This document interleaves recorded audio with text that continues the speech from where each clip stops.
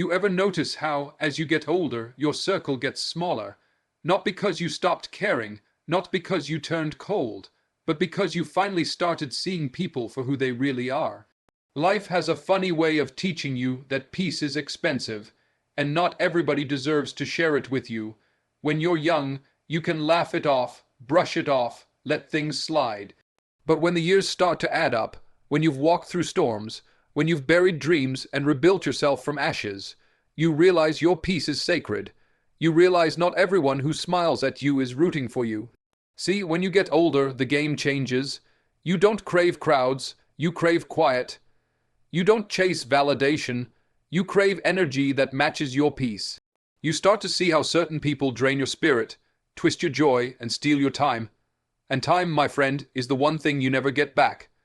There are some people, if you let them, will keep you in circles while pretending they're helping you move forward. Some people will clap for your wins, but deep down, they're praying you trip on your next step.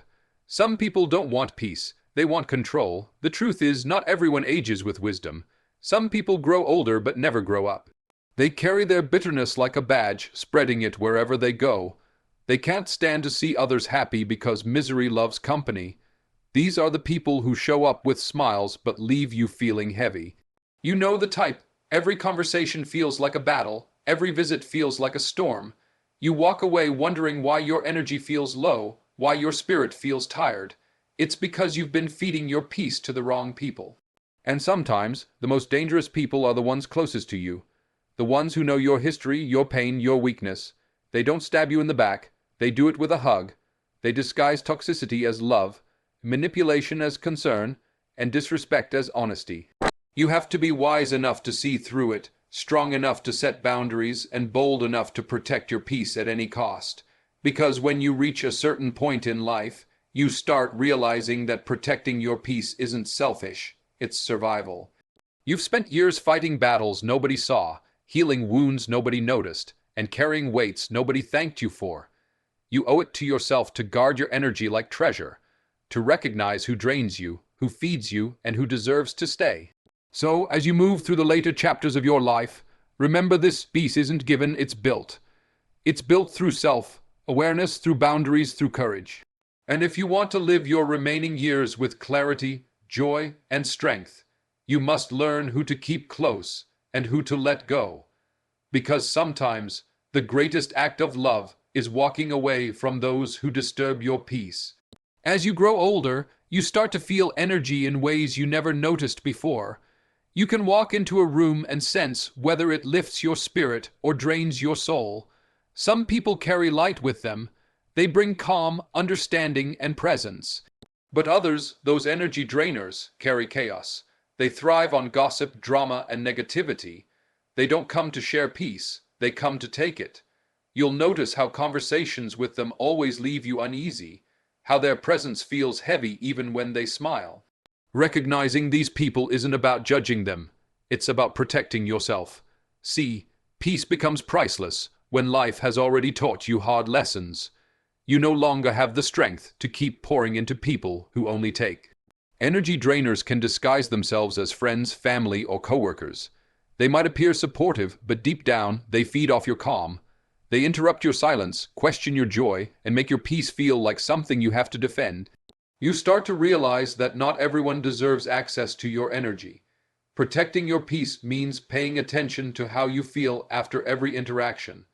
If you leave feeling exhausted, anxious, or small, that's a sign. Life's too short to keep giving your spirit to people who don't value it. You don't have to argue, explain, or prove anything. Just recognize who they are and quietly step back, because protecting your peace is protecting your purpose. Boundaries are not walls, they're gates of peace. They separate what deserves your attention from what doesn't. As you age, you begin to understand that not everyone should have the same access to you.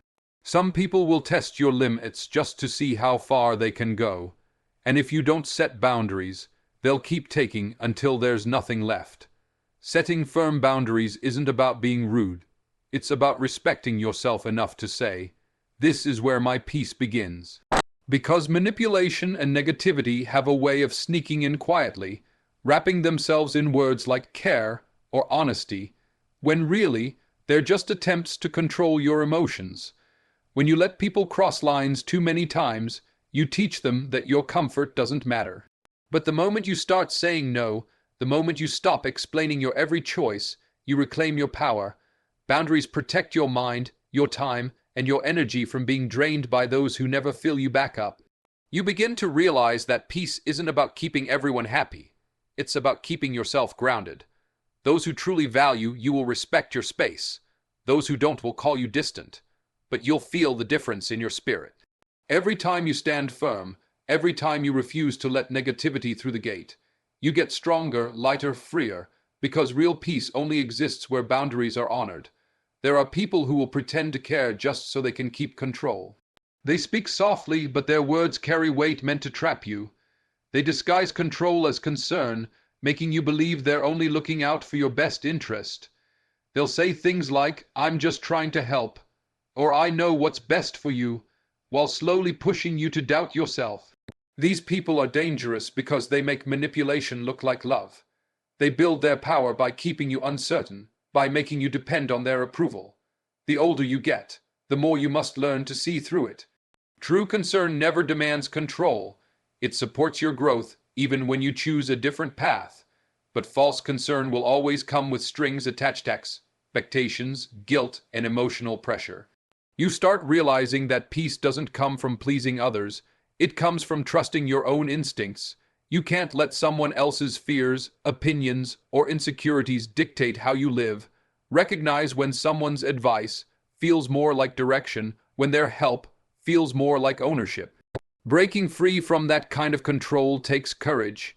You must learn to say no without explaining, to walk away without apologizing. Because the moment you stop allowing others to define your worth, you reclaim your peace. The moment you stop letting false concern guide your choices, you start living from strength, not fear, and that's where your freedom begins. As life moves forward, you begin to understand that not everyone wants to see you win. Some people don't compete to grow, they compete to compare.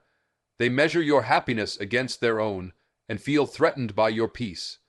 These are the ones who smile when you struggle and stay silent when you succeed. You can feel it in their tone, in their half-hearted congratulations, in the way they change when your light shines a little brighter. Surrounding yourself with people who uplift, not compete, becomes one of the most important choices you'll ever make. Real ones celebrate your victories like they're their own. They don't get jealous when you rise. They get inspired. They remind you of your strength when you forget, and they hold space for your dreams even when they don't understand them.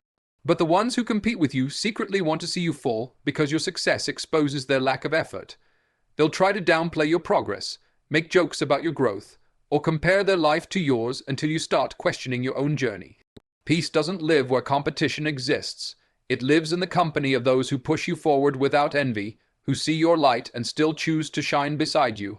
When you surround yourself with people who uplift you, you start to move differently. You stop shrinking to make others comfortable and start walking in your truth with confidence and calm. As you get older, silence starts to feel like peace, not loneliness. You begin to see that solitude isn't something to fear, it's something to value. Fake companionship drains you more than being alone ever will. There's a certain freedom in not having to perform, not having to explain, not having to keep pretending someone deserves a place in your life just because of history or habit. When you choose solitude over fake company, you start hearing your own thoughts again. You start feeling your own energy, unfiltered and undisturbed. Being alone teaches you who you are without the noise. It reminds you that peace doesn't come from being surrounded. It comes from being centered. Too many people fill their lives with meaningless company just to avoid facing themselves. But fake companionship has a cost. It keeps you stuck in cycles of small talk, forced laughter, and silent exhaustion.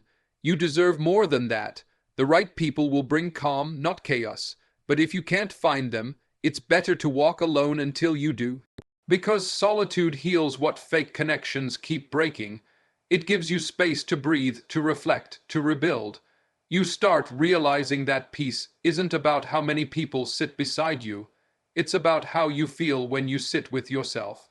When you choose solitude over pretense, you no longer settle for half-hearted energy or shallow loyalty, because your soul finally understands that quiet doesn't mean empty. It means whole.